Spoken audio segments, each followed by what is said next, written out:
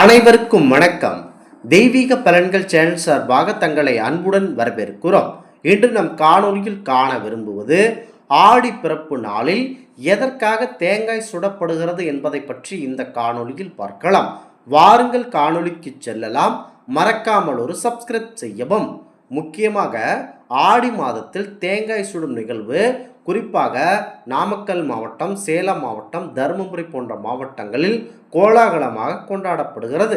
ஆடி முதல் நாளை முன்னிட்டு இந்த தேங்காய் சுடும் நிகழ்வு கொண்டாடப்படுகிறது.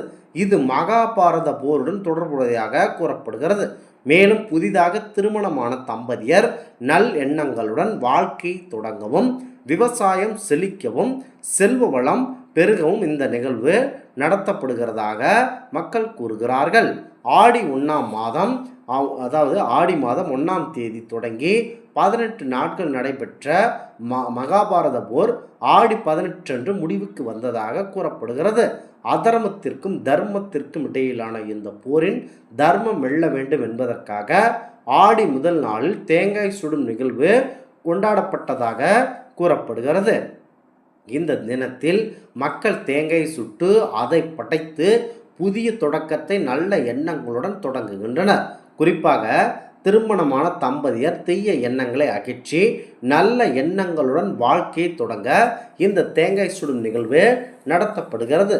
ஆடி மாதம் பொதுவாக விவசாய பணிகள் தொடங்கும் காலமாக இருப்பதினால் இந்த நாளில் தேங்காயை சுட்டு வழிபடுவதன் மூலம் விவசாயம் செழிப்பாக இருக்க வேண்டும் என பிரார்த்தனை செய்கிறார்கள். தேங்காய் சுடும் இந்த நிகழ்வு செல்வ வளம் பெருகவும் வழிவகுக்கும் என நம்பப்படுகிறது. சேலம், நாமக்கல், தருமபுரி போன்ற மாவட்டங்களில் இந்த தேங்காய் சுடும் நிகழ்வு கோலாகலமாக கொண்டாடப்பட்டு இன்றளவும் வருகிறது. ஆடி மாதம் முதல் நாளன்று மக்கள் தங்கள் வீடுகளிலோ அல்லது பொது இடங்களிலோ தேங்காயை சுட்டு அதனை விநாயகர் போன்ற தெய்வங்களுக்கு படைக்கிறார்கள். அதன் பின்னர் சுட்ட தேங்காயை நண்பர்களுடன் சேர்ந்து ஒருவருடன் ஒருவர் அன்போடு பரிமாறி சாப்பிட்டுக் கொள்கிறார்கள். ஆடி மாதம் முழுவதும் அம்மனை வழிபட்டால் அளவில்லாத பல நன்மைகள் பெற முடியும்.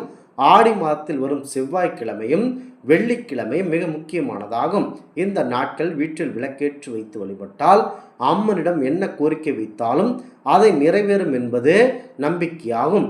அதே போல ஆடி மாத வழிபாடு 2 மடங்கு பலன்களை தரக்கூடியது என்பார்கள். ஆடி மாதம் முதல் நாளில் செய்யப்படும் வழிபாடு மிக முக்கியத்துவம் வாய்ந்ததாகும். ஆடி மாதத்தின் முதல் நாளில் அம்மனை வீட்டிற்கு அழைத்து வழிபடுவது சிறப்பானதாகும்.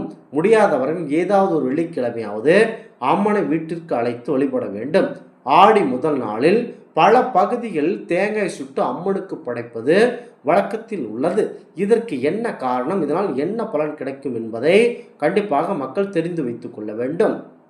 தமிழ் மாதங்களில் ஆடி மாதம் மிக முக்கியம் வாய்ந்தது. ஆடி மாதத்தை கடக மாதம் என்று கூறுவார்கள். மாதங்களை பொறுத்தவரை உத்தராயணம், தட்சிணாயனம் என 2 பிரிவுகள் உள்ளது. இதில் தட்சிணாயனத்தின் புண்ணிய காலம் ஆடி மாதத்தில் துவங்குகிறது. ஆடி முதல் மாதம் வரை, அதாவது ஆடி முதல் மார்கழி மாதம் வரை தட்சிணாயன காலமாகவும், தை முதல் ஆணி வரை உத்தராயண காலமாகவும் பிரிக்கப்பட்டுள்ளது. தட்சிணாயனம் துவங்கும் ஆடி மாதத்தில் சூரியனிலிருந்து சூட்சும கதிர்கள் வெளிப்படுகிறது. வேத பாராயணங்கள், மந்திரங்கள், ஜெபங்கள் ஆகியவற்றிற்கு ஆடி மாதம் சிறந்ததாக இருக்கிறது. பிராண வாயு அதிகமாக கிடைப்பதனால் ஆடியில்தான் ஜீவ ஆதார சக்தி அதிகமாக இருக்கிறது. இந்த நாட்களில் ஆடி மாத சக்தி மாதம் என்றும் அழைக்கப்படுகிறது. எனவே இந்த மாதத்தை விதை விதைப்பதை முன்னோர்கள் மேற்கொண்டனர். ஆடிப்பட்டம் தேடி விதை என்ற பழமொழி உருவானதற்கும் இதுவே காரணம். உத்தராயண காலத்தில் சூரியனிலிருந்து வெளிப்படும் கதிர்களை விட தட்சிணாயன காலத்தில் ஆடி சூரியனின் ஒளிக்கதிர்கள் விவசாயத்திற்கு உகந்ததாக இருக்கும்.